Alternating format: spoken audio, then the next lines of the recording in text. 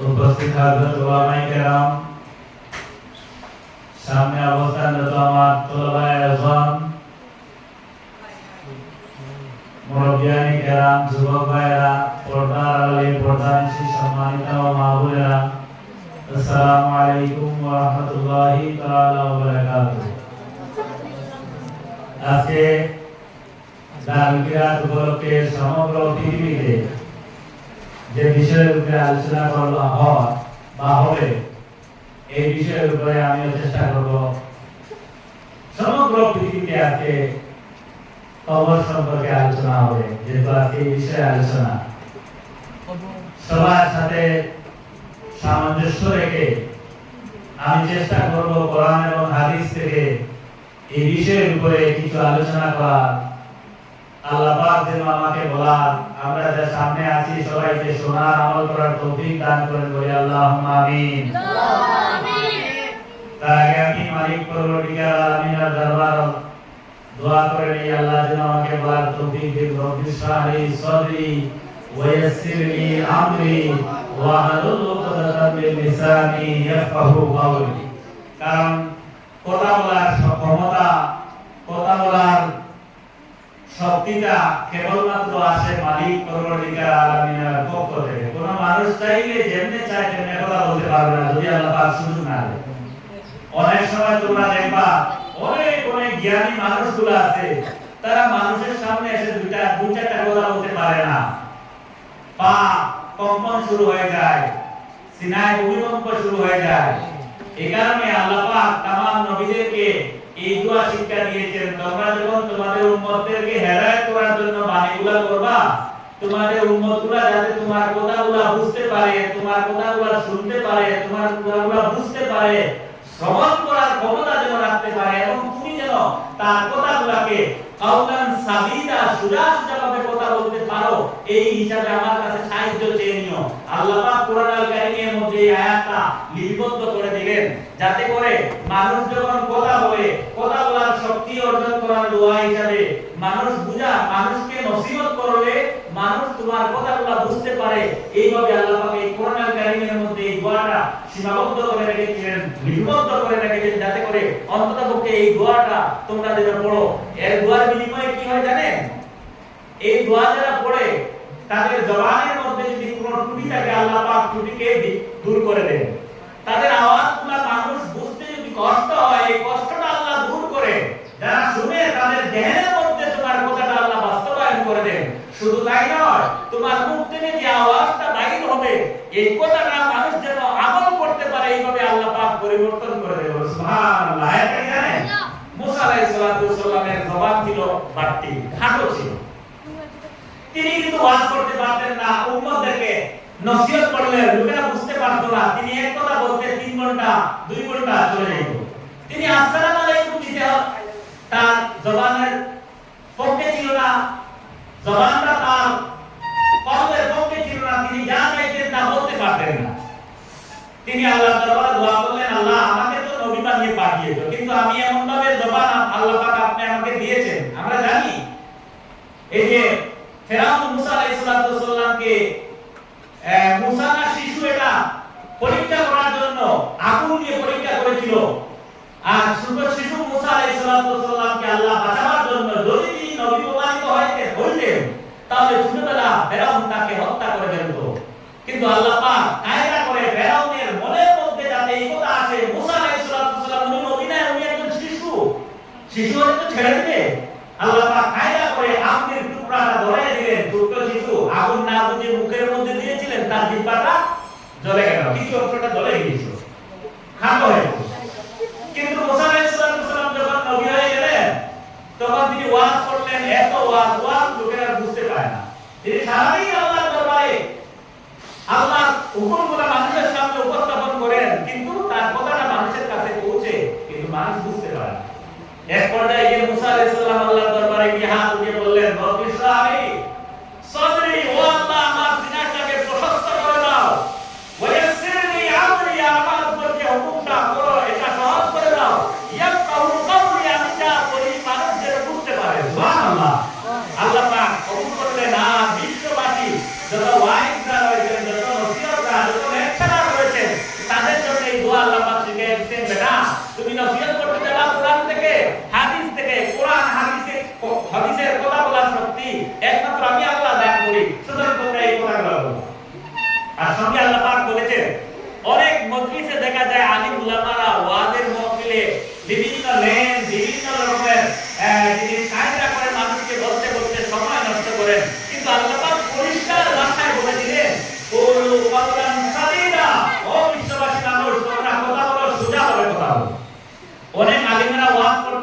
কোরআনের আয়াত সাবাইতে সাবাইতে এখানের মধ্যে কতদিন লেনে চলি, কতদিন লেনে কবি বেটা ওয়াজ কাকে বলে?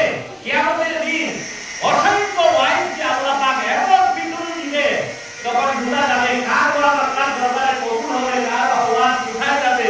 কিয়ামতের দিন আল্লাহ পাক আগে সতর্ক করে দিয়েছেন, ইয়া আইয়ুহাল্লাযীনা আমানু, ও ইমানদাররা, মানুষের সাথে যখন কথা বলো তখন কুলু কাওলান সাদীদা, সোজা সোজা কথা বলো। অনেক সময় আমরা কায়দা করতে করতে মানুষকে লেনের মধ্যে যাইতে যাইতে এমন সময় লেনে দড়ি লেনে কপি কোনো কিছু বুঝি না, এক মিনিটের বক্তব্যকে 5 মিনিট ব্যয় করি। কিয়ামতের দিন সমগ্র শ্রোতাদের এই সময় অযথা নষ্ট করার কারণে আল্লাহ পাক তোমাকে জাহান্নামে নিক্ষেপ করবে। শুধু তাই নয়, অযথা যারা নসিহতে বসে মন পড়া নিজের ব্যক্তিগত কথা বলে, আমি যদি কথা বলে সময় নষ্ট করে, কিয়ামতের দিন আল্লাহ পাক বলছেন ওই সকল বক্তাদের জিহ্বাকে আমি হাত দিয়ে কানে ধরব এবং জাহান্নামের কাঁচি দিয়ে তাদের জিহ্বাকে আমি নিমন্ত্রিত করব। নাউযুবিল্লাহ। সুতরাং ওয়াজ বড় কঠিন। যদি ওয়াজ করতে হয় তাহলে কোরআন থেকে বলতে হবে। আল্লাহ পাক বলেছেন মান আসদাকু মিনাল্লাহি কিলা, ও বিশ্ববাসী মানুষ, আমার যে সত্যবাদী কথা কেউ বলতে পারে না, আর কোরআন থেকে যে কথা বলে সেই কেবলমাত্র সত্য কথা বলে। আল্লাহ পাক বলেছেন ওয়ামান আসদাকু মিনাল্লাহি কিলা, আমার যে সত্যবাদী কে হতে পারে? জিনিসটা বোঝা যাচ্ছে? সুতরাং ভাইসা, যদি তুমি আল্লাহ পাক তোমাদেরকে একদিন আলিম বানাবে, তোমাদের ভিতরে লুকিয়ে আছে লক্ষ লক্ষ আলিম, একদিন তোমরা আলিম হবা, আজকে তালিম নিয়ে একদিন তোমরা আলিম হবা, মনের মধ্যে এটা রাখবা অন্ততপক্ষে আমি যা বলি মানুষগুলা একটাও কথা শুনে যেন আমল করতে পারে। মনে এটা আনবা না, কে আমাকে ওয়াহওয়া দিল, কে আমাকে বাহবা দিল, অনেক গ্রেট লেকচার, কে বললো এইটা বাবার জন্য নসিহতে যাবা না। নসিহত আল্লাহ পাক তোমাদের উপর ফরজ করেছেন, অথচ আল্লাহ পাক বলেছেন ওয়াযাক্কির ফাইন্না যিকরা তানফাউল মুমিনিন, নসিহত করো, ওয়াজ করো, অবশ্যই মুমিন যারা হবে তাদের ফায়দা হবে। কিন্তু ওয়াজ যিনি হবে উনিও মুমিন হতে হবে, তিনিও মুমিন হতে হবে। কাজেই আল্লাহ পাক পরবর্তীকালে আলামিন আগে সতর্ক করে দিয়েছে। এই হিসাবে আমি আজকে তোমাদেরকে বলি, আমি যা যা বলবো, আমি তোমাদেরকে যা যা বলবো কোরআন এবং হাদিস থেকে বলবো। আমি যা যা বলবো কোরআন এবং হাদিস থেকে বলবো। এই আদতই নাই কোরআন হাদিস থেকে বাইরে কথা বলা। সুতরাং তোমরা এখানে আলিম ওলামারা বসে আছো, তোমরা একদিন বড় বড় মুফতি হবা, বড় বড় আলিম হবা। আজকে তোমাদের প্রশিক্ষণের সময়, আজকে তোমাদের শিখার সময়। কাজেই এটা হলো সাধারণ ওয়াজের মতো মহফিল নয়। এখানে তোমরা আলিম ওলামারা রয়েছে, এখানে লার্নিং চলছে, তোমরা শিখতেছো। কাজেই তোমাদের মনের মধ্যে এই কথা রাখবা, আমরা যা বলি, কিভাবে বলি, কি বলি, কোথায় থেকে বলি, এটা স্মরণ রাখবা। এটা একদিন কাজে লাগবে। আল্লাহ পাক যেন আমাকে নসিহতের পূর্বে যা বলালেন আমরা যা শুনলাম আমল করার তৌফিক দান করুন, বলি আল্লাহুম্মা আমিন। আমি দোয়া করি তোমরা যেন একদিন বড় বড় আলিম হও, জায়গায় জায়গায় গিয়ে দিনগুলা মানুষের সামনে পৌঁছাও, যাতে করে মানুষ শুনলে শুধু বলে না, অনেক সময় ওয়াজ মানুষ করে, আরে আফসোস হয় সারা রাত ওয়াজ হলো, পরের দিন সকালবেলা বললো এমন ওয়াজ হলো, ঘুম কোথায় চলে গেল, ফজরের নামাজ কোথায় গেল, আসরের নামাজ কোথায় গেল, ওয়াজের শেষে আমি ঘুমিয়ে গেলাম, কালকে কি শুনলাম কিছুই আমার মনে নাই। এইভাবে হয়ে যায়। অনেক বক্তাদের আওয়াজ শুনতে শুনতে মানুষ টক্কার মতো হয়ে যায়, কি শুনলো কোনো কিছু নিজে করতে পারে না। কারণ হলো ওই যে ওয়াজগুলোকে ফ্যাশন হিসাবে বানানোর কারণে তারা এই এক মডার্ন যে এমন মজায় লিপ্ত হয়ে গেল, আল্লাহর দ্বীনকে ভুলে গেল। দুই নম্বর ওয়াজের জন্য শর্ত হলো হাসি ঠাট্টা করা যাবে না। আল্লাহ পাক বলেছেন ফালিয়ারহামু কালিলান ওয়া লিয়াবকু কাসীরা, ও গোলামেরা তোমরা বেশি বেশি কাঁদবা, বেশি বেশি কাঁদবা, কম হাসবা। আজকের ওয়াজের মহফিলগুলো হাসি আর ঠাট্টা নিয়ে বসা, অথচ আল্লাহ পাক পরবর্তীকালে আলামিন নবীকে বানিয়েছেন বাশীরান ওয়া নাযীরা, খুশখবরি শোনানিরা, 10 ভয় দেখানোর জন্য। তোমাদেরকে ভয় যদি কোনো মানুষ পায়, মানুষ থেকে হাসি আসবে। ওয়াজ হলো জাহান্নামের ভয়, কবরের ভয়, আযাবের ভয় এবং জান্নাতের খুশখবরি, এই দুটা। আল্লাহ পাক নবীদেরকে বানিয়েছেন বাশীরান ওয়া নাযীরা, জান্নাতের এক হলো জাহান্নামের ভয় আর জান্নাতের প্রসঙ্গে। মানুষ গুনাহমুক্ত হতে পারে কেবলমাত্র জাহান্নাম যদি তারা বুঝতে পারে জাহান্নাম কি জিনিস, আর মানুষ ইবাদতে লিপ্ত হতে পারে কেবলমাত্র জান্নাতের খবর যদি জানতে পারে। এই দুটা জিনিস হাদিসের কথা। আজকে আমরা যে বিষয়ে আলোচনা করব কবর সম্পর্কে। কবর বুঝেন? কবর কি জিনিস বুঝেন? কবরের সাধারণ সংজ্ঞা হলো আল-কবর।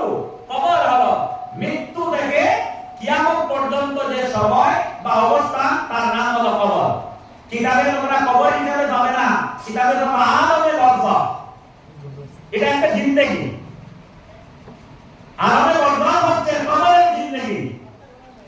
আরে এই কথা কবরের জিন্দেগি সম্পর্কে যদি কোনো মানুষ একবার বুঝে, একবার শুনে ফেলে, খোদার কসম পিটাইয়া ওই মানুষকে একটা গালি দেওয়ানো যাবে না, কোনো মানুষকে পিটাইয়া কোনো মানুষকে গুনাহ কাম করানো যাবে না যদি কোনো মানুষ বুঝে কবরে কি হয়।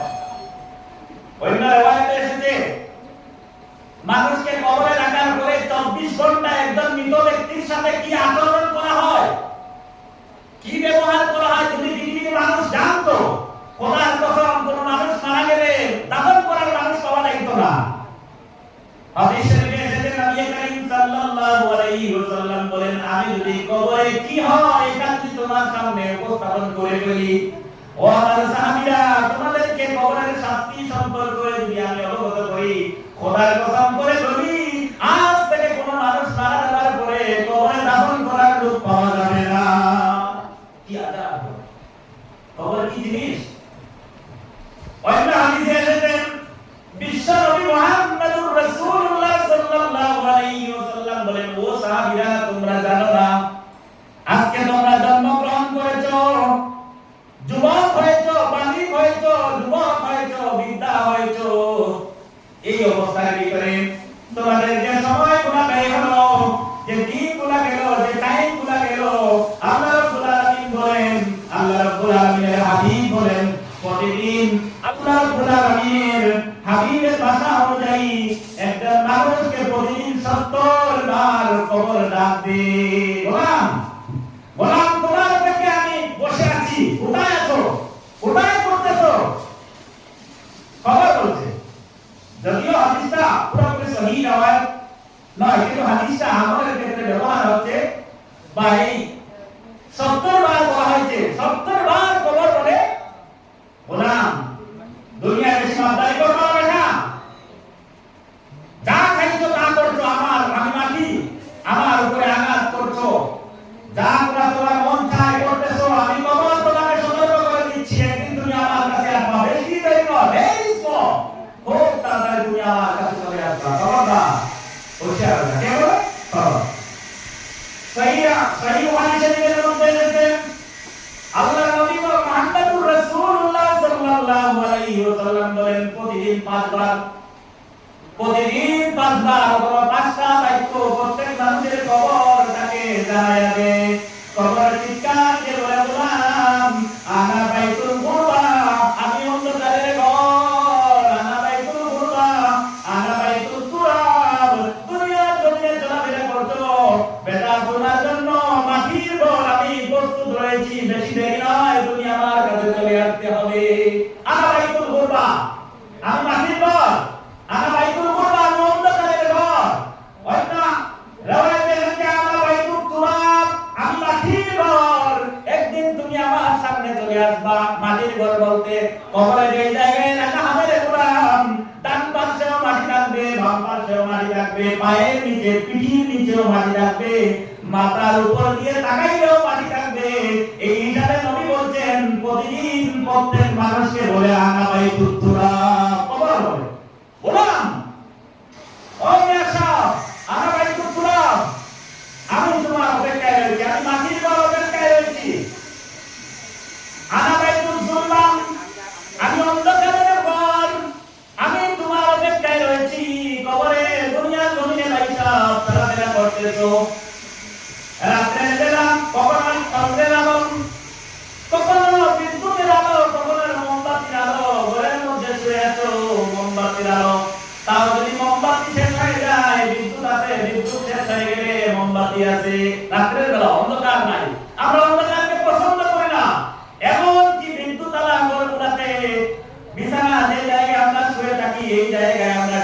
লাগাই যাতে করে রাত্রের গভীরতা থেকে আমাদের শরীরকে মুক্ত রাখি, অন্তত কিছু দেখতে পারি। ডিমের লাগাই না, রেড লাইট গ্রিন লাইট লাগিয়ে আমরা যাতে করে আরামে শুনতে পারি। রাত্রের গভীরতা যেন, রাত্রের অন্ধকারের গভীরতা যেন আমাদের সামনে আসে। গ্রিন লাইট লাগিয়ে নিজেকে কি করি, সুরক্ষিত করা করি। অথবা কবর এমন এক জায়গা, নবী বলেছেন কবর তোমাকে স্মরণ করে দেয়। আমার একটু দুর্বা, আমি অন্ধকারের ঘর, আমার কবরের মধ্যে ডিম লাইটের ব্যবস্থা নাই, মোমবাতির ব্যবস্থা নাই, আগরবাতির ব্যবস্থা নাই, অন্ধকার। এদিকে কবর চিৎকার দিয়ে বলে, গোলাম আমি মাটির ঘর, আমার চতুর্দিকে মাটি, ডাইনে মাটি, বামে মাটি, উপরেও মাটি, নিচেও মাটি, আমার কবর আর দিন বলে চিৎকার দিয়ে বলে, আমার বাইতুত আমি অন্ধকার কবর শুধু নয়, আমি শুধু মাটির ঘর নয়, আমি হলাম পোকামাকড়ের ঘর, আমি হলাম সাপ বিচ্ছুর ঘর। আমার কবরের মধ্যে, আমার ঘরের মধ্যে সাপ বিচ্ছু থাকবে। গোলাম কবরটা দুনিয়ার জমিনে যেমন তেমন ব্যবহার করতে পারবা না, দুনিয়ার জমিনে কোরআন হাদিসের বিপক্ষে চলবা না, অথবা আমি হয়ে যাব, এই কবরটা হয়ে যাব জাহান্নামের গর্ত। অন্য রাওয়ায়াতে এসেছে, নবী বলেছেন কোন মানুষের জন্য কবর হবে জান্নাত, আবার কারোর জন্য কবর হয়ে যাবে জাহান্নাম। কারোর জন্য কবর জান্নাত, কারোর জন্য কবর হবে জাহান্নামের গর্ত। আমার ভাইয়া, কবর কি জিনিস? হযরত উসমান রাদিয়াল্লাহু তাআলা আনহু কবরের পাশে বিলাপ করে কাঁদতেন। কবরের পাশ দিয়ে যখন যাইতেন, যখন কোনো গুরুস্থানের দিকে যাইতেন, তিনি বিলাপ করে চিৎকার দিয়ে কাঁদতেন। সাহাবায়ে কেরামরা জিজ্ঞেস করলেন, উসমান রে, তোমাকে যেদিন কবরের পাশে দাঁড়িয়ে দেখি, কবরের পাশ দিয়ে যাওয়ার সময় দেখি, তুমি কাঁদো কেন? হযরত উসমান বলেন, আমি কাঁদি কেন জানো না? আমি নবীর মুখ থেকে শুনেছি, জান্নাতের আওয়াজ শুনেছি, জান্নাতের পুষ্পগুলির কথা শুনেছি, জাহান্নামের আযাবের কথাও শুনেছি, কিন্তু কবরের কথা যেদিন শুনেছি, সেই দিন থেকে আমি কবর দেখলে চোখের পানি রাখতে পারি না রে সাহাবী। হযরত উসমান বলেন, আমার সাথীরা, নবীজি বলেছেন, বিশ্বনবী বলেছেন, কবর হলো সেই জায়গা, কবর হলো সেই মন্দির, যে জায়গাটা যদি কোনো মানুষের প্রথম কবর হলো মানুষের জীবনের প্রথম ধাপ, আখিরাতের প্রথম ধাপ হচ্ছে কবর। এই জায়গায় যদি কোনো মানুষ যদি নাজাত পেয়ে যায়, সে জান্নাতি হয়ে যায়। আর কোনো মানুষ যদি কবরে আটকে পড়ে যায়, গুনার কারণে যদি কবরে লিপিবদ্ধ হয়ে যায়, তাহলে এই কবর থেকে জাহান্নাম শুরু হয়ে যায়। নবী বলেছেন, যে মানুষ কবর থেকে বেঁচে গেল, কবরের আযাব থেকে বেঁচে গেল, সে বেঁচে গেল, সে জান্নাতি হয়ে গেল। আর যে মানুষ কবরের সওয়ালের জবাব দিতে পারলো না, কবরের আযাব থেকে মুক্ত হতে পারলো না, তার জন্য জাহান্নাম তৈরি করা হয়েছে। এই দিন থেকে আমি আমার চোখের জল রাখতে পারি না। আরে আমি কবরে গিয়ে আমি কি বাঁচতে পারবো? আমি কবরে গিয়ে আমি শুনতে পারবো? কবরের সওয়ালের কি জবাব আমি দিতে পারবো? আমি খুব বেশি কাঁদতেন। হাদিস শরীফে এসেছেন, হযরত উসমান রাদিয়াল্লাহু তাআলা ও হযরত আয়েশা থেকে বর্ণিত, হযরত আয়েশা রাদিয়াল্লাহু তাআলা বলেন, বিশ্বনবী মুহাম্মদুর রাসূলুল্লাহ সাল্লাল্লাহু আলাইহি ওয়াসাল্লাম কবরের কথা শোনার সাথে সাথে আমি দেখতাম নবীজির পানিগুলা, চোখের পানিগুলা দাঁড়ি ভিজে ভিজে পড়তো। নবীজি বলতেছেন, আয়েশা রে, কিয়ামতের দিন তুমি হয়তো আমার পরিচয় দিয়ে আল্লাহর দরবারে ছুটতে পারো, কিন্তু কবর হলো এই জায়গা। ফাতিমা, শুনে রাখো, কবরে কিন্তু নবীর মেয়ে মানে না, নবীর স্ত্রী মানে না। যেই দিন তুমি কবরে চলে যাবা, কোন মাইয়িতকে যখন কবরের মধ্যে রাখা হয়, হাদিস শরীফে এসেছে, আতাহু মালাকান, দুইজন ফেরেশতা চলে আসেন, ইউকিদানি আও ইউজলিসানি। হাদিস শরীফে এসেছে, মৃত ব্যক্তিকে রাখার সাথে সাথে জীবিত লোকগুলা 40 কদম যাইতে যতটুকু সময় লাগে, এই সময়ের ভিতরে দুইজন ফেরেশতার আগমন ঘটে কবরের মধ্যে।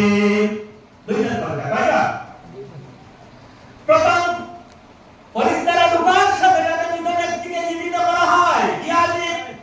মানুষকে কবরে রাখার 28 ঘন্টা কি কুদরত! শোনা রাখো মুসলমান, আমরা ভুলে গেলে হবে না, মায়ের গর্ভ থেকে জমিনে চলে এসেছি। কবর কি জিনিস আমরা বুঝি না। নবীজি বলেছেন, সাগরে ডুবন্ত মানুষ নাই, কবরের মানুষগুলো তার চেয়ে আরো বেশি অসহায়। আমার ভাইরা, সর্বপ্রথম মানুষ যখন আপনাকে দাফন করে চলে আসবে রে ভাই, আপনাকে যখন কবরে রাখা হবে, আপনার আত্মীয় স্বজন চলে যাবে, আপনার ছেলে চলে যাবে, আপনার ভাই চলে যাবে, মাকে রেখে স্বামী চলে যাবে, বাবাকে রেখে ছেলে চলে যাবে, স্ত্রী চলে যাবে, আত্মীয় স্বজন সবাই চলে আসবে। এমন সময় মৃত ব্যক্তিকে আল্লাহ পাক জীবিত করে দিলেন। মৃত ব্যক্তিকে জীবিত করে মৃত ব্যক্তিটা চিৎকার দিয়ে রাখে, ও ভাইরা, আমার কি হলো তোমাদের? আমাকে কবরের মধ্যে রেখে যাচ্ছ, আমি কি অপরাধ করলাম? কি অসহায়, হাতে শক্তি নাই, পায়ে শক্তি নাই, কাপড় দিয়ে বাঁধা।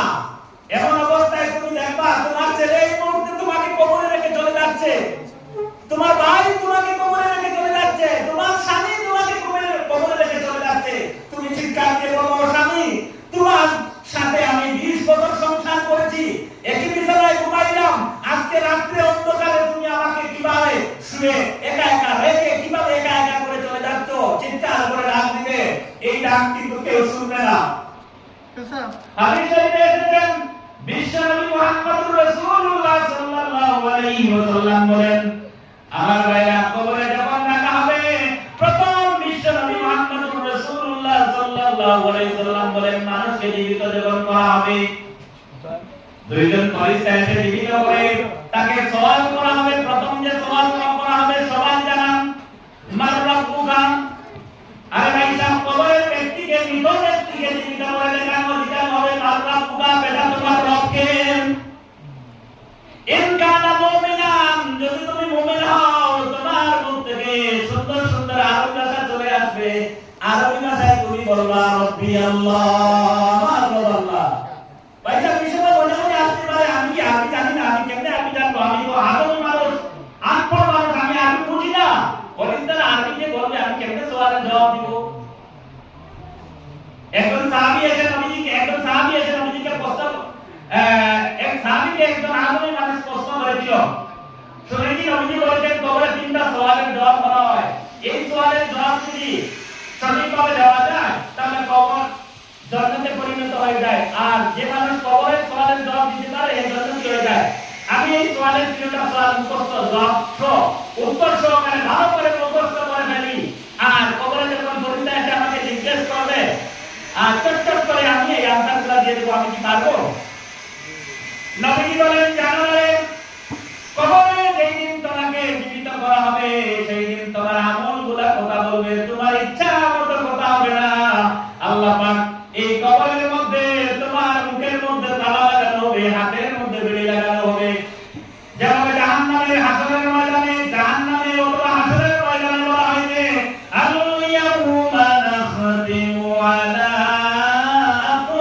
আফওয়াহিহিম, আজকে সেই দিন তোমার মুখের মধ্যে তালা লাগানো হবে, যা যা দুনিয়ায় যা চেয়েছো, কথা বলতে পেরেছো, আইতে পারবা না, তালা লাগানো। ওয়া নাখতিমু আলা আফওয়াহিহিম ওয়া তুকাল্লিমুনা আইদিহিম, সেই দিন হাতগুলা কথা বলবে, জবান চালিয়েছো, ইচ্ছা মতো কথা বলেছো, ইচ্ছা মতো মুখ দিয়ে যা চাইছো তাকে বলেছো। একদিন আসবে তোমার জবানে কথা বলার শক্তি থাকবে না, হাত দিয়ে পিটিয়েছো, হাত দিয়ে অন্যায় করেছো, একদিন চলে আসবে হাতে কথা বলবে, তুমি যা যা করেছিলে হাত কথা বলবে, কোন সাক্ষী রাখবে না, তোমার পা সাক্ষী দিয়ে দিবে, এই কাজ করেছো। নবী বলেন, যদি তুমি কানা মুমিনান, তুমি যদি মুমিন হও, তোমার মুখ থেকে আসবে রব্বি আল্লাহ, আমার রব আল্লাহ। ইন কানা মুনাফিকান, যদি তুমি মুনাফিক হও, মুমিন হও না, তোমার মুখ থেকে আসবে হায়াকা লা আদরি, আফসোস, জানি না এই কি বলছো। ফেরেশতাকে বলবে, আরে কি বলছো? রব আমার কি, মার রব্বুকা আবার কি, খাওয়ার জিনিস না পড়ার জিনিস, জানি না। ফেরেশতারা পুনরায় বলবে, তুমি এইভাবে বলবা আমরা জানি, কারণ দুনিয়ায় তুমি ভালো মানুষ ছিলে না, তুমি কোরআন হাদিসের পক্ষে ছিলে না, নামাজ পড়ো নাই, রোজা রাখো নাই, হজ করো নাই, যাকাত দাও নাই, তুমি কেমনে বলবে এটা আমরা জানি? 2 নম্বর, কবরের মধ্যে লিখা হবে মা দিন বা তোমার ধর্ম কি, তোমার দিন কি, কি কঠিন অবস্থা হবে। বাইশা বাসকে কোন সমস্যায় পড়লে হুজুরের পাশে গিয়ে দোয়া সওয়াল প্রশ্ন নিয়ে গেলে হুজুর জবাব দিয়ে দেন। কোন মুসিবতে পড়লে তোমার বাবার কাছে গেলে মুসিবতের সমাধান বাহির করে দেন। এমন এক পর্যায়ে চলে আসবা স্বামী কবরে শুয়ে আছেন, স্ত্রী পাশে নাই, মা শুয়েছেন, ছেলে মেয়ে নাই, ভাই শুয়েছে, ভাইয়ের কাছে ভাই নাই, বাপের কাছে চাচাও নাই, কেউ নাই, একা একা। তোমাকে জিজ্ঞেস করা হবে মা দিনুকা, তোমার দিন কি? ইনকা না মুমিনান, তুমি যদি মুমিন হও তোমার মুখ থেকে আসবে দিনি আল্লাহ, দিন আল ইসলাম, আমার দিন হলো ইসলাম।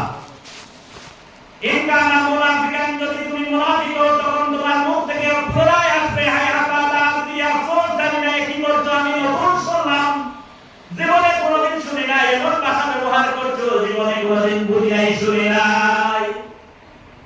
3 নম্বর যে প্রশ্নটা হবে, এই প্রশ্নের উত্তর দিতে পারলে আপনার কবরটা হয়ে যাবে জান্নাতের টুকরা। আর এই কবরের এই প্রশ্ন, দ্বিতীয় প্রশ্নের যদি উত্তর দেওয়া না যায়, এই কবরটা হয়ে যাবে জাহান্নামের গর্ত। প্রশ্নটা কি জানেন? প্রত্যেক মানুষ নরনারীর কবরের মধ্যে আল্লাহ রাব্বুল আলামিনের হাবিবকে কবরের মধ্যে হাজির করা হবে। হাদিস শোনাচ্ছি, সহিহ বুখারী শরীফের হাদিস, তিরমিজি শরীফের হাদিস, আবু দাউদের হাদিস। বাবুল কবরের মধ্যে, বাবু জিয়ারতুল কবরের মধ্যে এসেছে, কবরের মধ্যে প্রত্যেক ব্যক্তিকে যখন ডাকা হবে, মিনাস সিগারি ওয়াল কিবারি ওয়াল রিজালি ওয়াল নিসাই, বেটা হোক, বেটি হোক, পুরুষ হোক, মহিলা হোক, ছোট হোক, বড় হোক, বৃদ্ধা হোক, টাকাওয়ালা হোক, পয়সাওয়ালা হোক, অন্ধ হোক, আকুল হোক, লেংলা হোক, সবার কবরে নবীজিকে হাজির করা হবে। অথবা তাসবির নবীজির ফটোটাকে মানুষের সামনে হাজির করা হবে আর বলা হবে মা তাকুলু ফি শানে হাযার রাজুল গুলাম, এই যে তোর পাশে দাঁড়িয়ে আছেন যিনি, উনার সম্পর্কে তোমার ধারণা কি? কবরে বলা হবে তোমার পাশে যিনি দাঁড়িয়ে আছেন উনার সম্পর্কে তোমার ধারণা কি? যদি দুনিয়া জমিনে হাদিস শরীফে এসেছে ইনকা না মুমিনান, যদি তুমি মুমিন হও, আশিকে রাসূল হও, তখন তোমার মুখ থেকে জবানে চলে আসবে হাযা নবিয়ুনা মুহাম্মাদুর রাসূলুল্লাহ সাল্লাল্লাহু আলাইহি ওয়াসাল্লাম, উনি হলেন আমাদের নবী মুহাম্মাদুর রাসূলুল্লাহ সাল্লাল্লাহু আলাইহি ওয়াসাল্লাম। ইনকা না মুনাফিকান, বাইশা যদি আমল ভালো থাকে না, মুনাফিক যদি আপনি থাকো, তখন আপনার জবান থেকে আসবে উনি হলেন আব্দুল্লাহর ছেলে মুহাম্মদ, মুহাম্মদ ইবনে আব্দুল্লাহ, নবী পরিচয় দিতে পারবা না। শুনেছি লোকেরা বলতো আখের জামানার নবী হিসাবে দাবি করেছিলেন, আব্দুল্লাহর পুত্র মুহাম্মদ, এইভাবে আপনি পরিচয় দিবা। ফেরেশতারা বলবে তুমি এইভাবে বলবা কারণ আমরা জানি নবীর তোমার নবীর সাথে মহব্বত ছিল না, সুন্নতের প্রতি গুরুত্ব ছিল না, নবীর সুন্নাত কি জিনিস তুমি বুঝো নাই, তুমি এইভাবে বলবা আমরা জানি। হাদিস শরীফে যখন সওয়াল জবাব শেষ হয়ে যাবে, জাহান্নামীদের যখন সওয়াল শেষ হয়ে যাবে, জাহান্নামে জান্নাতীদের যখন সওয়াল শেষ হয়ে যাবে, জাহান্নামীদের সওয়াল শেষ হয়ে যাবে, জবাব যদি ঠিক হয়ে যায়, জান্নাতী মানুষদেরকে যখন জান্নাতের সওয়াল জবাব দিতে হবে, অর্থাৎ ভালো মুমিনদের যখন সওয়াল সম্পূর্ণ হয়ে যাবে, সঠিকভাবে যখন আনসার দেওয়া হবে, গায়েব থেকে আওয়াজ আসবে, ফেরেশতাদেরকে বলা হবে এই কবরটাকে এত প্রশস্ত করে দাও, ডান দিকে 40 গজ এবং বাম দিকে 40 গজ দূর করে দাও, যাতে করে অথবা মাদ্দা বসরি তার চোখের দৃষ্টি যতটুকু থাকবে ততটুকু কবরটাকে বিস্তৃত করে দাও। সুবহানাল্লাহ। কবর যদি সঠিক আনসার হয়ে যায়, আমি নবীর পরিচয় দিতে পারি, ধর্মের পরিচয় দিতে পারি, দ্বীনের পরিচয় দিতে পারি, ও হাইসিয়তকে ভালো আমলের কারণে যদি দিতে পারি, আল্লাহ পাক ওটা করবে। এই গোলামের কবরটা ছোট হতে পারে না। জান্নাতি মানুষের আলাদা কবর উদার করে তাদের কবর বড় হয়ে যায়। অথবা ফরজের পরে নবী বলেছেন প্রত্যেক মানুষটার তার চোখের দৃষ্টি যতটুকু থাকবে, মাদ্দা বসরি তার চোখের পলক যতটুকু যাবে, নজর যতটুকু পড়বে ততটুকু পর্যন্ত ডানে বাড়িয়ে দাও, বামে বাড়িয়ে দাও, পিছনে বাড়িয়ে দাও, সামনে বাড়িয়ে দাও, উপরে বাড়িয়ে দাও, বড় করে দাও কবর। শুধু তাই নয়, জান্নাত থেকে একটা দরজা খুলে দেওয়া হবে, প্রত্যেক মুমিনের কবরের মধ্যে জান্নাতের খুশখবরি, জান্নাতের আনন্দ, জান্নাতের নিয়ামতগুলো কবরের মধ্যে প্রবেশ করবে। ভাই সাহেব, শুধু শেষ নয়, সামনে শেষ নয়, মুমিন ব্যক্তি যখন কবরের সওয়ালের জবাব সম্পূর্ণ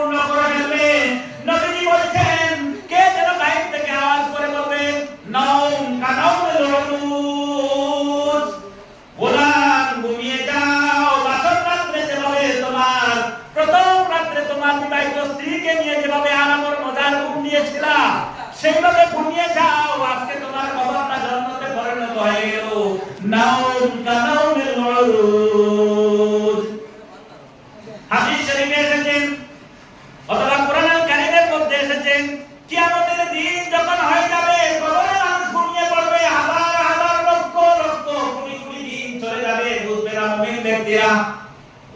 কিয়ামতের দিন যখন ইসরাফিলের সিংহার ফুঁক আসবে, तमाम কবরবাসীদেরকে যখন জীবিত করা হবে, তখন মুমিন ব্যক্তিরা বলবে ইয়া ওয়াইলানা মান বা'আসানা মিন মারকাদিনা হাযা মা ওয়া'দার রাহমান। মুমিনরা চিৎকার করে বলবে আরে কি হলো, কে আমার ঘুমকে ভাঙালো, এত আরামের ঘুম থেকে কে আমার জাগ্রত করলো, কার এত বড় সাহস আমাকে ঘুম থেকে জাগালো, এমন ভাবে চিৎকার করবে মুমিনরা আরামের ঘুমে। তখন গায়েব থেকে আওয়াজ আসবে এটা হলো হাযা মা ওয়া'দার রাহমান, তোমার রহমান ওয়াদা করেছিলেন একদিন কিয়ামত প্রতিষ্ঠিত হবে। বলা হলো কিয়ামত হয়ে গেছে, আর বেশি সময় অপেক্ষা করার প্রয়োজন নাই, তুমি জান্নাতে চলে যাবা। জান্নাতি মানুষকে বলা হবে। আমার ভাইরা শুনুন, এদিকে জাহান্নামীরা যখন জাহান্নামে কবরের আযাবের কবরের সওয়ালের জবাব দিতে পারবে না, হাদিস শরীফে এসেছে ৭০ তিন্নিরান ৯৯টা সর্প, আজকে সাপ, সাপের কথা শুনলে ভয় পাও করে গেলাম, আজকে সাপ দেখলে ভয় লাগে, কীট পতঙ্গ, বিষাক্ত কীট পতঙ্গ দেখলে ভয় লাগে, কুকুর দেখলে ভয় লাগে, শ্রীগাল দেখলে ভয় লাগে, বাঘ দেখলে সিংহ, পিচ্চা দেখলে ভয় লাগে, এমনকি দুরা সাপকে দেখলে আমরা পালাই, যার বিষ নাই এমন সাপ দেখলে আমরা ভয় পাই। আর গুনাহের কবর কি কঠিন হয়ে যাবে, নবীজি বলছেন ৯৯টা সর্প, বিষাক্ত সর্প কবরের মধ্যে নিক্ষেপ করা হবে। ওই সাপের নিক্ষেপ, অন্ধকারে কবর, চতুর্দিকে মাটি, ফলাবার জায়গা নাই, চিৎকার করলেও শোনার জায়গা নাই, বাবা বলে ডাকলেও শোনার জায়গা নাই। কবরে এমন অবস্থায় আল্লাহ পাক ৯৯টা সর্প নিক্ষেপ করবে।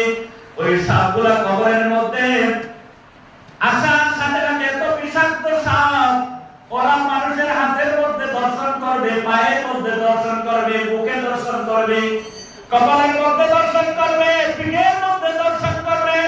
বিষাক্ত সাপের দর্শনের কারণে এমন চিৎকার দিবে যে চিৎকার পৃথিবীর পূর্ব প্রান্ত থেকে পশ্চিম প্রান্ত পর্যন্ত গুনাহগারের কবরের চিৎকার শুনতে পায়। সানাফরুহু লাকুম আইয়ুহাস সাকালান। আল্লাহ পাক বলেন এমন চিৎকার, যে চিৎকারটা জিন্নাত এবং ইনসান ব্যতীত পৃথিবীর সব মাখলুকাত শুনতে পাবে। এত বড় চিৎকার মারবা, আরে তো বিষাক্ত সাপ। আজকে সাপ শুনলে আমরা ভয় পাই, কি আজিব কবরের ভয়াবহ সমস্যা, ভয়াবহ স্থান, যেখানে পালাইবার জায়গা নাই। শুধু তাই নয়, মুসলমান জাহান্নামী মানুষের জবাব ব্যবহার করেন, কবরের ডান পাশের মাটিগুলা বাম পাশে চলে যাবে, বাম পাশের মাটিগুলা ডান পাশে চলে যাবে। কথায় আছে, মানুষ বলে কবরে শোয়ার পরে মায়ের দুধ যতটুকু খেয়েছিলা সব কলমের সাথে মুখ দিয়ে বাইরে হবে, এমন বলি না লোকেরা বলে। আরে কবর কি জিনিস তোমরা জানো না? কবরে যাও, মার দুধ যতটুকু পান করেছিলা মুখ দিয়ে মুহূর্তে চলে আসবে। কারণ হাদিস শরীফে এসেছে ডানের মাটি যখন বাম পাশে যাবে, বামের মাটি যখন ডান পাশে আসবে, মিয়াশা আপনি থাকবা মাটির মধ্যে শুয়ে। কিভাবে? এইভাবে হাতটা আমি লাগে, আমার দিকে তাকাও, এই যে আমি হাতটা আমি একত্রিত করলাম, আঙ্গুলগুলো এইভাবে নিলাম, মধ্যস্থলে কোনো জিনিস যদি থাকে তার কি অবস্থা হবে বুঝতে তো? মধ্যস্থলে কোনো জিনিস যদি থাকে কি অবস্থা হবে বুঝতে তো? এই কারণে সাহাবায়ে কেরামরা কবরের কথা শুনলেই জানতেন, আরে কবরে আমাকে জীবিত অবস্থায় ডানের মাটি বাম পাশে যাবে, হাড্ডিগুলা টাস টাস করে হাড্ডিগুলা ফেলে যাবে। হাদিস শোনাচ্ছি, মুখ দিয়ে বানিয়ে বলছি না, সত্যিকার কবরে যে আযাব ওইটা শুনলে অবাক হয়ে যাবা।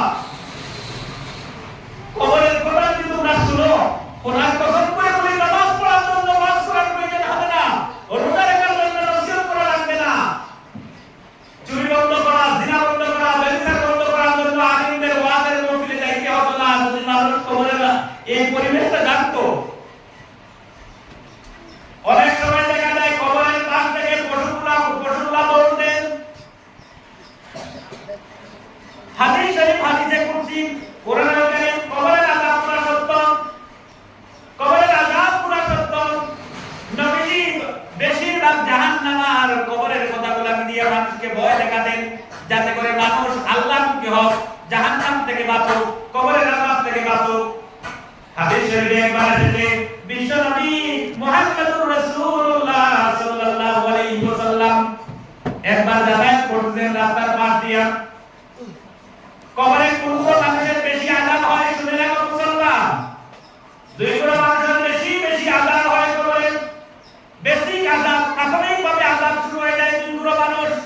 এক গুণ মানুষ ভালো করে যারা ওযু না করে নামাজ পড়েন, বিশুদ্ধ ওযু না করে নামাজ পড়বা, অথবা পেশাব পায়খানার ছিটা লাগে। অনেক সময় মানুষ পেশাব করতে যায়, পেশাবের প্রস্রাবের ছিটা লাগলো, কাপড়ের মধ্যে কাঁচা পরিমাণ লেগে গেল, চোখ দিয়ে ধরা সম্ভব হলো না, বুঝতে পারলাম না, এমন অবস্থায় গিয়ে আমি ওযু করে নামাজ পড়লাম। নবীজি বলেছেন এই সকল মানুষের জন্য কবরে সবচেয়ে বেশি আযাব হয়। খবরদার, পেশাব যদি করতে হয় অভ্যাস করে নিবা, অথবা গোসলের আগে পেশাব করার অভ্যাস করে নিবা। আমরা বুঝি না, বেমালুম পেশাব করি, বিভিন্ন টয়লেট অথবা বর্ষাকালে পেশাব গুলা লেগে কাপড়ে ছিটা পড়ে গেল। এই কাপড়ে ছিটার কারণে আমি বুঝলাম না, আমার কাপড় পবিত্র মনে করে আমি নামাজ পড়েছিলাম, এই নামাজ তো হবে না। কবরে কঠিন শাস্তির ব্যবস্থা করা হয়েছে, হাদিস বলা হয়েছে। দুই নম্বর বেশি আযাব হয় চুগলখোর যারা মানুষের কথা এই জায়গায় থেকে এই জায়গায় বদনাম করে বেড়ায়, আলিমের কথা নিয়ে বদনাম বেড়ায়, কৃষকের বদনাম নিয়ে ছড়ায়, মহিলারা এক মহিলা আরেক মহিলার বদনাম নিয়ে ছড়ায়, অথবা কোনো মানুষ যখন মানুষের বদনাম নিয়ে ব্যস্ত থাকে, গীবত করতে থাকে, চুগলখড়ি করতে থাকে, এই জায়গায় কথা বললো, শুনলো, সাথে সাথে নিয়ে অন্য জায়গায় পৌঁছে দিল, এটাকে বলা হয় গীবত, চুগলখড়ি। ওই চুগলখোর মানুষের জন্য কবরে খুব বেশি আযাব। সাহাবায়ে কেরামদেরকে নিয়ে নবী একবার যাচ্ছিলেন দুটি কবরের পাশ দিয়ে।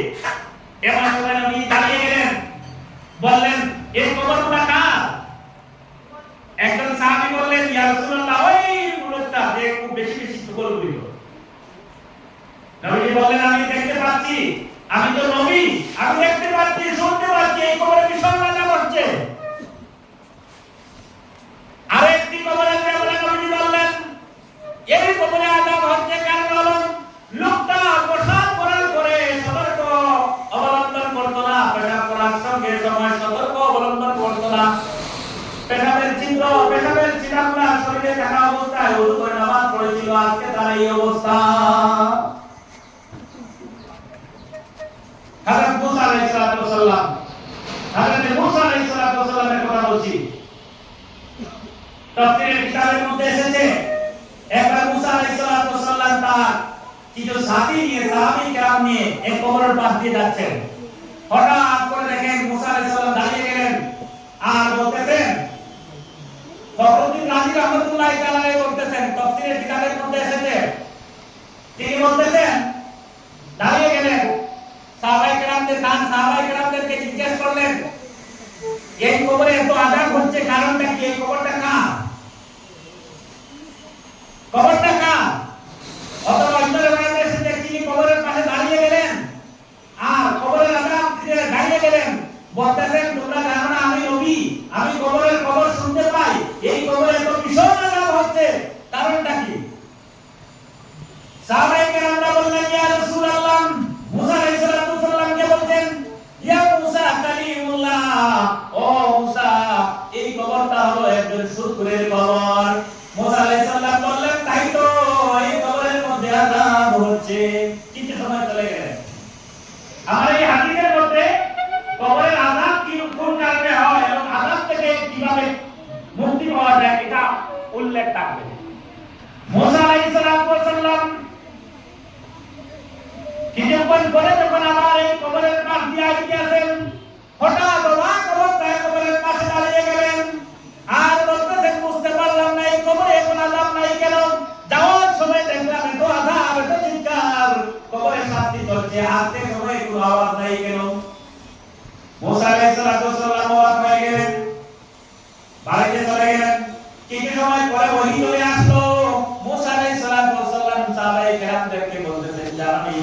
এই কবরে আযাব বন্ধ হওয়ার কারণ হলো আজকে হলো সেই দিন যেই দিন এই কবরে চূড়ান্ত কবরে আযাবে লিপ্ত ব্যক্তিটার একটা বাচ্চা মাদ্রাসায় ভর্তি হয়ে গেল। কারণটা কি বুঝিয়ে বলতে মুসা আলাইহিস সালাম বলেন, যেই দিন এই শুকুর ব্যক্তিটা মারা গেল, তার স্ত্রী গর্ভবতী ছিল, লোকটা মারা যাওয়ার কারণে গুনার কারণে কবরে আযাব দেওয়া হচ্ছে, আযাবে লিপ্ত ছিল। স্বামী মারা যাওয়ার কারণে স্ত্রী কি করলো? পেটের সন্তানের বিয়ে মান্যত করলো, আল্লাহ যদি আমাকে কোনো ছেলে সন্তান দাও তাকে আমি মাদ্রাসায় দিয়ে দেব, মাদ্রাসায় পড়াশোনা করার জন্য, কোরআনে হাফিজ বানাবার জন্য দিয়ে দেব।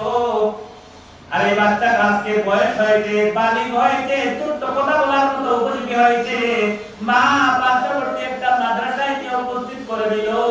আজকে মাদ্রাসায় সেই দিন বাচ্চার প্রথম হিসাবে হুজুররা যেভাবে তাদেরকে পড়ায়, বিসমিল্লাহির রহমানির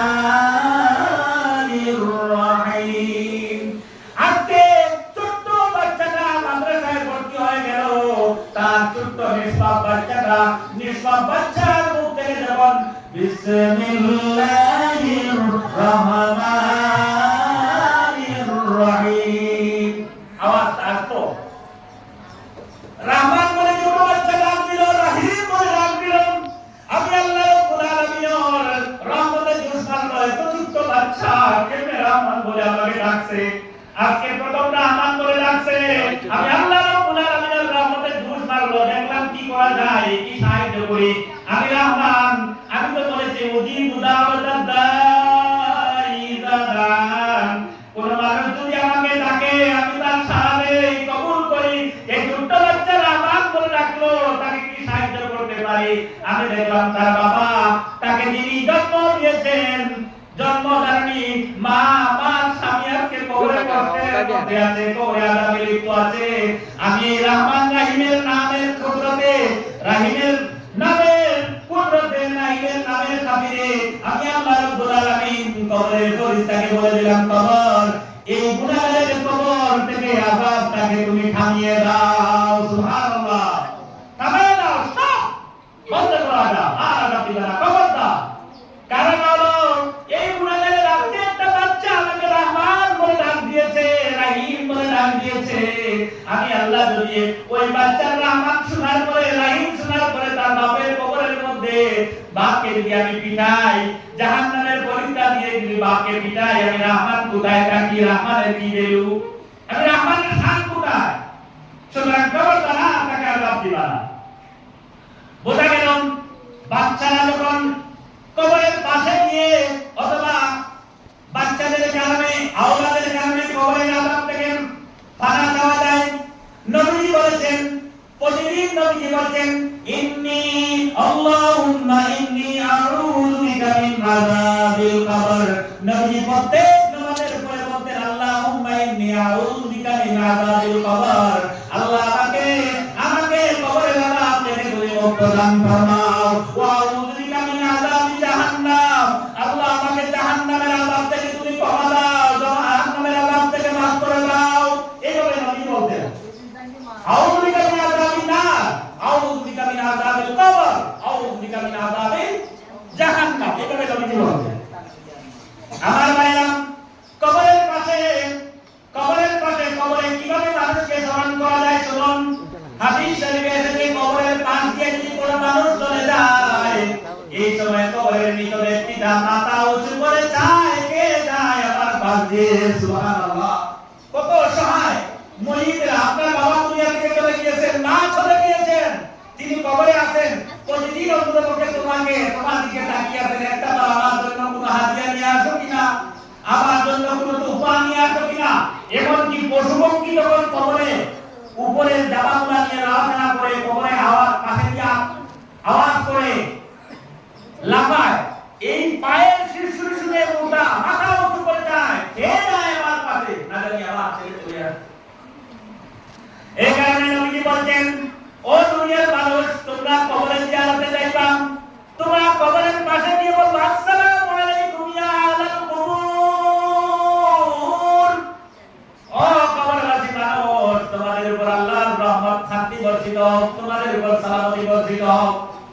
আসসালাম দেই আমরা জীবিত মানুষকে আসসালামু আলাইকুম দেই না, কিন্তু কবরবাসী কেন আসসালামু আলাইকুম দেই? কবরবাসীরা শুনে, সালাম শুনে। নবী বলেছেন তুমি কবরের পাশে যাও, অন্ততপক্ষে আসসালামু আলাইকুম ইয়া আহলাল কুবুর, ও কবরবাসীরা আসসালামু আলাইকুম বলে দাও।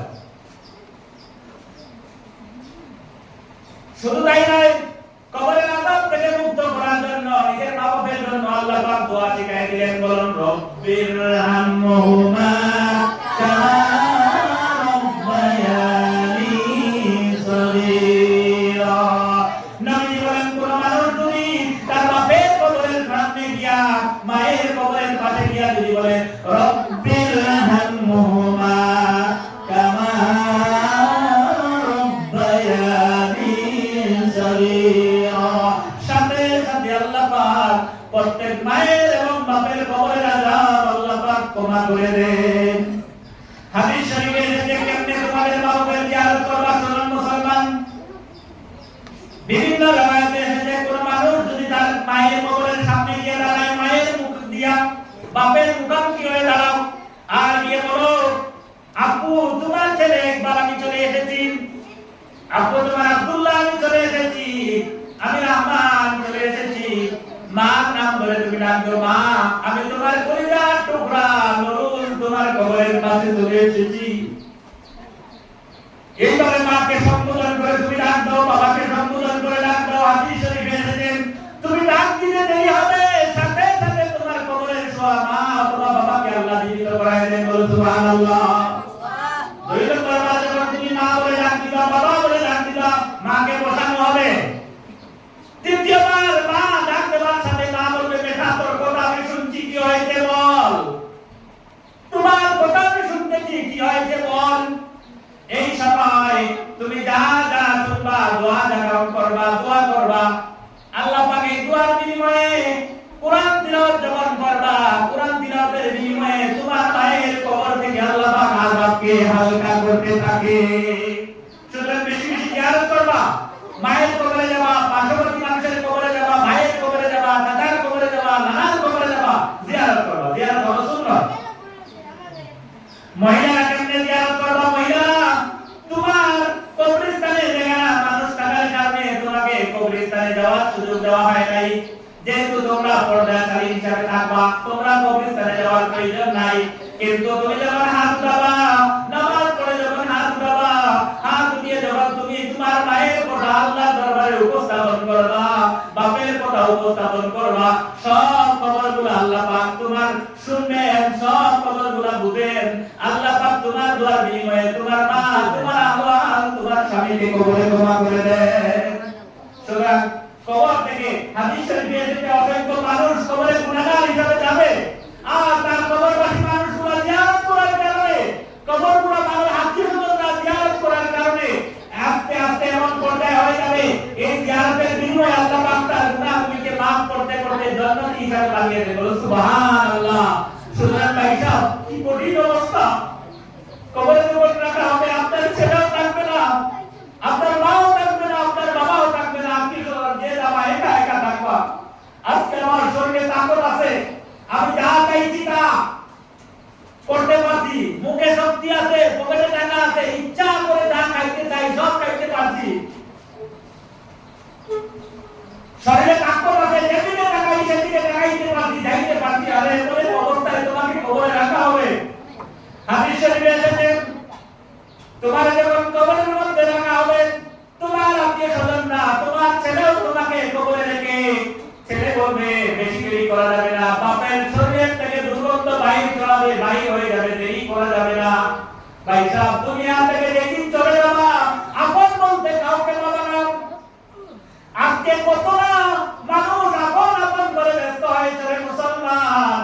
একদিন যে স্ত্রীর কারণে দুনিয়া ছেড়ে দিয়েছো, মা বাবাকে ছেড়ে দিয়েছো, আত্মীয়স্বজন ছেড়ে দিয়েছো, স্বামীর কারণে স্ত্রী অনেক গুনাহ কাজে লিপ্ত হতেছ এবং অনেক পুরুষ মহিলাদের পিছনে প্রেমে পড়ে জীবন বরবাদ করে ফেলছে। একদিন তোমার সামনে চলে আসবে, কোনো ভালোবাসার পাত্র থাকবে না, কোনো ভালোবাসার সাথীও থাকবে না, এমনকি 50 বছর যাকে নিয়ে সংসার করেছো সেও বলবে তোমাকে আমি চিনি না, আমি তোমাকে জানি না। কিন্তু কবরে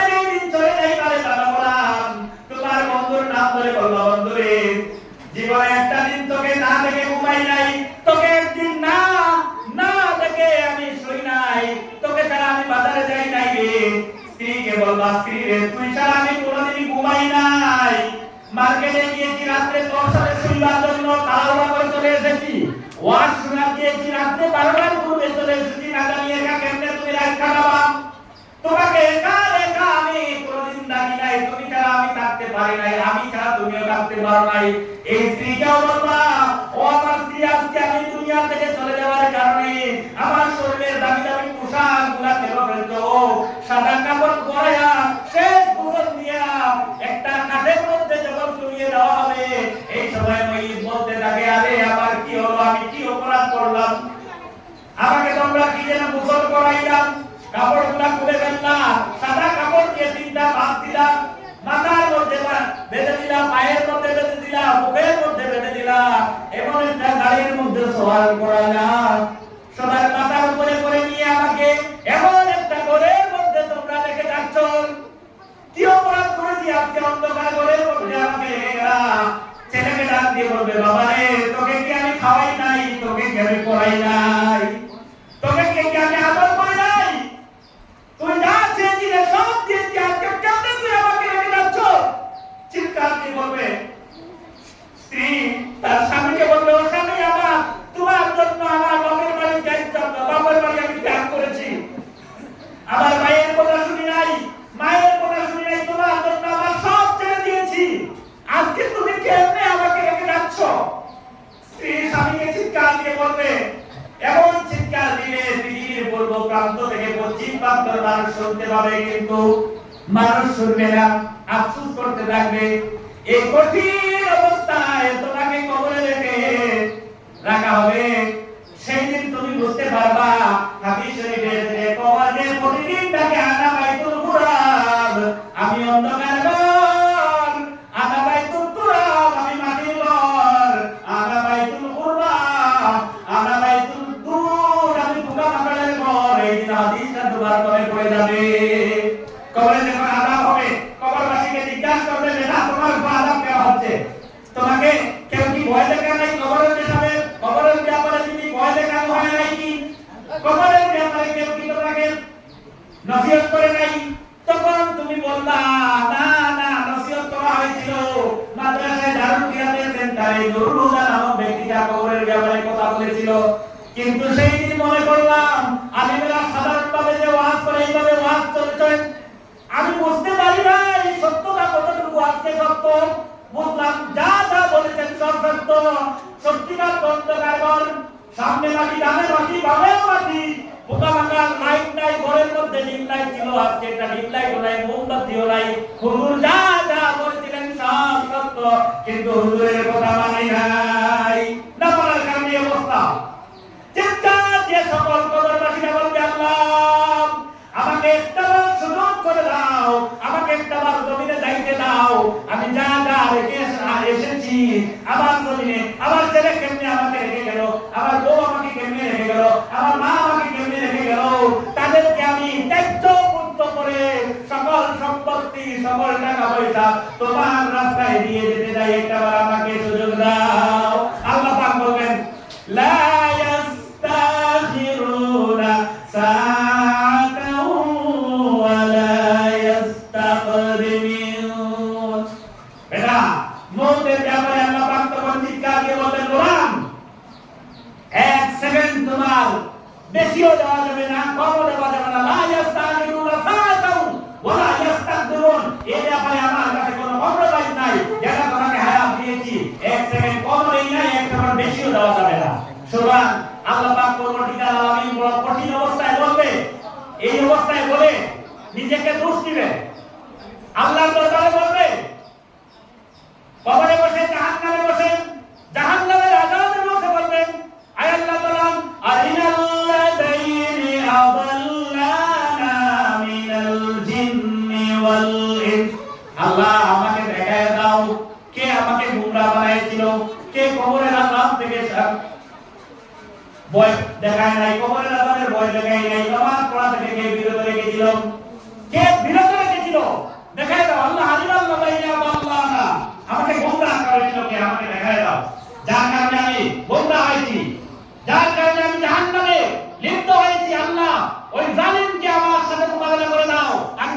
চাই। আল্লাহ বলবে কি করবা? বলে আল্লাহ তার কারণে তো আমি গুনাহগার হলাম, আমার গুনাহগুলো তাকে নিতে চাই। নাজালুহু মা তাহতা আকদামিনা লা ইয়াকুনা মিনাল আসফালিন। আল্লাহ যার কারণে আমি গুনাহগার হলাম, জাহান্নামী হলাম, তাকে যদি পাই, তাকে আমি পায়ের মধ্যে, পায়ের নিচের মধ্যে রেখে পা দিয়ে চাপা মেরে ধরে আমার গুনাহগুলো তার পিঠের মধ্যে চাপাইয়া দেব, তাকে দেখায় দাও। এমন সময় আল্লাহ পাক দেখায় দিবেন শয়তানের সাথে দেখা হবে, কবরে হবে জাহান্নামের শয়তানের সাথে দেখা হবে। কার সাথে? কি কঠিন অবস্থা! জাহান্নামের শয়তানের সাথে দেখা হবে। শয়তানকে যখন দেখা হবে, শয়তানকে দেখে মানুষ বলবে এই তো পায়ে গেছে, এই তো পায়ে গেছে, শয়তান পায়ে গেছে। এই শয়তান, তোর কারণে আমি জাহান্নামে আসলাম, কবরের আযাবে লিপ্ত হলাম। আজকে আমার গুনাহগুলো তোর উপরে দিয়ে দিলাম, আমার গুনাহগুলো তুই নিয়ে নে। শয়তান কি বলবে জানেন? শয়তান চিৎকার দিয়ে বলবে, বেটা আমাকে দোষ দিয়ে লাভ নাই, আমাকে দোষ দিয়ে লাভ নাই, আমি তো শুধুমাত্র ওয়াসওয়াসা দিয়েছি, আমার ওয়াসওয়াসায় পড়ে তুমি দৌড় দিয়েছো। অথচ কোরআন আর হাদিসের দলিল দিয়ে হাজার হাজার মুফতিরে আলিমারা কবরের ভয় দেখাইছেন, দলিল ছাড়া দলিল দিয়ে বুঝিয়েছেন কবরের আযাব সম্পর্কে, জাহান্নামের আযাব সম্পর্কে। আমিনদের কথা ভালো লাগে নাই, হুজুরদের কথা তোমার মনে পড়ে নাই। ওয়ামা কানা লি আলাইকুম মিন সুলতান, অথচ আমি দলিলহীন কথা বলেছি। ওয়ামা কানা লি আলাইকুম মিন সুলতান, আমার কথার মধ্যে কোনো দলিল ছিল না। আমি তো বলছি মা তাকে, যাকে মারার কথা বলেছি তাকে মেরেছো, আমি যাকে হত্যা করার কথা বলেছি হত্যা করেছো, যাকে গালি দেওয়ার কথা বলেছি তাকে গালি দিয়েছো। তুমি দলিল চাও নাই, অথচ আলিমরা দলিল দিয়ে কবরের কথা বুঝাইছে, নামাজের কথা বুঝাইছে, তাদের দলিলের দিকে চাও নাই, ভালো কাজ করো নাই। আজকে আমাকে দোষ দিচ্ছ, আমার দলিল নাই, বিনা দলিলে কোথায় দৌড় দিয়েছো? আমি তো ওয়াসওয়াসা দিয়েছি, বেটা আমার কোথায় দৌড় দিলে কেন? কে বলেছে তুই আমার কোথায় দৌড় দিতে? আমি তো ওয়াসওয়াসা দিয়েছি। বুঝেন তো সেখানে ওয়াসওয়াসা দেন, বুঝেন? হাদিসে লিখেছেন আশ-শাইতানু তাসিরু আলা কলবি ইবনে আদম, শয়তান মানুষের মাথার মধ্যে, মনের মধ্যে আসন পেতে বসে। ফাইদা যাকারাল্লাহু ফান্নাসা ওয়া ইযা ফাতানা ওয়াসওয়াসা, মানুষ শয়তানের বসে মাথার মধ্যে বসে ওয়াসওয়াসা দিতে থাকে, গুনাহ কাজের দিকে নিতে থাকে। সে কিন্তু ভাষণ দিবে, ওয়াসওয়াসা দিবে, গুনাহ কর, এটা গুনাহ কর। দুনিয়া কি? দুনিয়াটাই এই তো দুনিয়া আছে, তোমার বাবা এসেছিলেন, বাবা গিয়েছেন, তুমি একদিন যাবা, দুনিয়ায় যা যা ইচ্ছা করার করো। কে বলেছে জাহান্নাম আছে, জাহান্নাম আছে? এইভাবে বল, কিন্তু দলিল দিবে না, তাকে তো কোনো দলিল দিবে না। কিয়ামতের দিন জাহান্নামে তোমাকে দলিল মুখাপেক্ষির কথা বলবে শয়তান, আর বলবে এই বেটা আমার কোথায় দৌড় দিলে, আমার কোনো দলিল ছিল না, দোষ দিয়ে লাভ নাই। ওয়া কানা লি আলাইকুম মিন সুলতান, আমার কথার উপর কোনো দলিল নাই। আজকে শুধু দোষ দিয়ে লাভ নাই, তোমার আর আমার অবস্থা সমান সমান। আজকে তোমার কি অবস্থা? তুমি যে জাহান্নামে, আমিও জাহান্নামে। কি কঠিন অবস্থায় বলবে হাসিরাত দুনিয়া ওয়াল আখিরা, দুনিয়া ও শেষ, আখিরাত ও শেষ। খবরদার মুসলমান, আমরা যা কথাগুলো বলছি এটা কোরআন থেকে বলছি, এগুলোর উপর তুমি আমল করার চেষ্টা করবে। এখন একদিন বলবা শয়তানের সাথে দেখা হবে, শয়তান তখন বলবে আমার কোথায় দৌড় দিছিলে কেন? কিচ্ছু করার থাকবে না, দুনিয়া ও শেষ, আখিরাত ও শেষ হয়ে যাবে। আল্লাহ পাক এই মুহূর্তে আমাকে যা বলালেন, আমরা যা শুনলাম, সবাইকে আমল করার তৌফিক দান করেন বলে আল্লাহুম্মা আমিন। ওয়া আলহামদুলিল্লাহি রাব্বিল আলামিন। আল্লাহুম্মা আমিন। রব্বানা যালামনা আনফুসানা ওয়া ইল্লাম তাগফির লানা ওয়া তারহামনা লানাকুনান্না মিনাল খাসিরিন। আল্লাহ আজকে নবম রমজান যে আলোচনা করলাম, আমরা যা শুনলাম তামামের কবুল আর মঞ্জুর ফরমাও। আয় আল্লাহ তাআলা, আমরা যারা চাইছি আপনার লাগে কবরের আযাব, জাহান্নামের আযাব না তুমি মালিকে হারাম বানাই দাও আল্লাহ। আয় আল্লাহ, দুনিয়া তারা অবস্থায় কবরের সামান জোগাড় করার তৌফিক দান ফরমাও। আল্লাহ জমিন থেকে বিদায় নেওয়ার আগে আখিরাতের সামান জোগাড় করার তৌফিক দান ফরমাও। আয় আল্লাহ তাআলা, আমাদের কবরবাসী ভাই-বাপের জান্নাতবাসী বানাই দাও। জিন্দা মা-বাবার নেক হায়াতে তয়্যিবা দরাজ ফরমাও। আল্লাহ আমাদের বাড়ি ঘরে যত মহিলা বলেছেন তামামে মাফ ফরমাও, তামামের ফরিয়াদে কবুল ফরমাও, তামামে নেক আমল করার তৌফিক দান ফরমাও। আল্লাহ এই দারুকে আপনি কবুল আর মঞ্জুর ফরমাও। এই মাদারিসে ইসলামিয়াত যত মানুষের সাহায্য সহযোগিতা করতা তামামে কবুল ফরমাও। তামাম ধন দৌলতের মধ্যে খয়র বরকত তরক্কি আতা ফরমাও। আয় আল্লাহ তাআলা যেদিন আমরা সুগার পয়দা করাও দিন আমরা আজকের মাহফিল নাজাতের সবব বানায়া দিও। আল্লাহ তোমার কাছে দুনিয়ার আমাদের খবর রাখি নাই বাপরে জান্নাত রাখি বানাই দেও। আল্লাহ অনেকে মারিয়া তুলাইছি অনেকে বাবা রাইয়া অনেকে দুনুজন রাইয়া আল্লাহ আল্লাহ আপনার খবর রাখি নাই বাপরে জান্নাত রাখি বানাই দেও। আল্লাহ আজকে তোমার দিন তোমার কাছে দুনিয়ার মালিক